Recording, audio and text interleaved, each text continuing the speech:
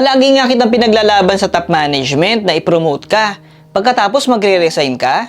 Wag muna, wag naman ganun. Kaya nga kita binibigyan ng maraming workload para maipakita sa kanila na kaya mong mag-handle ng pressure, na kaya mong maging manager.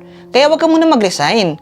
Bigyan mo muna ng 1 year, okay? Promise, mapopromote ka. Napagalitan na ako ng boss namin.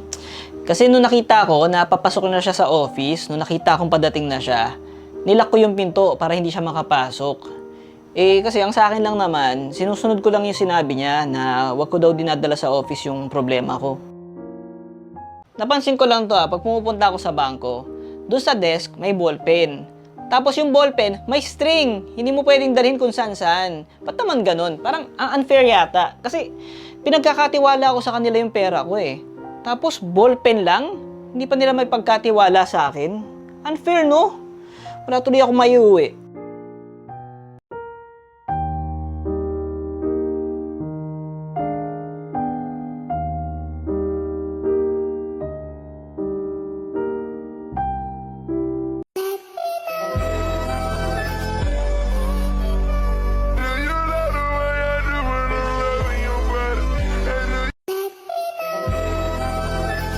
Kapag may chismis sa akin sa office, yung sinasabi nila na napakarami ko daw pera, na may kabit daw ako, tapos galing akong kulungan, hindi ko na tinatanggihan, hinahayaan ko na lang sila.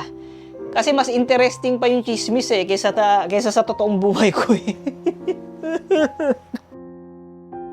Mag-serve ka ng coffee at saka ng cake sa boss mo. Tapos lagyan mo ng maraming buhok. Kumuha ka na lang ng buhok kahit saan sa katawan mo, sa kilikili mo, o kahit saan dyan na may buhok. Tapos, pag nagtanong yung boss mo, bakit may buhok tong kape?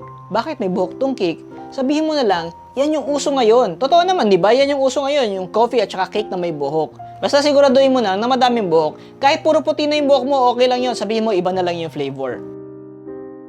Kapag ikaw nagjo-joke ka sa mga katrabaho mo, dapat hindi corny, dapat pinag-isipan, dapat intellectual, dapat original, para matawa sila Kasi pag corny, hindi sila matatawa Pero pag yung manager nyo nag-joke, kahit gaano pa ka-corny yan, lahat sila nagtatawanan. Parang ang unfair, di ba? Sa bagay, baka yung itsura ng boss nyo nagdala. Kapag magpapaalam ka ng vacation leave sa boss mo, dapat may backup plan ka na agad pag hindi siya pumayag. Pag hindi siya pumayag, doon sa araw na yon, mag-sick leave ka na lang. Siyempre, questionin ka ng boss mo na bakit ka nag-sick leave, wala ka naman talagang sakit.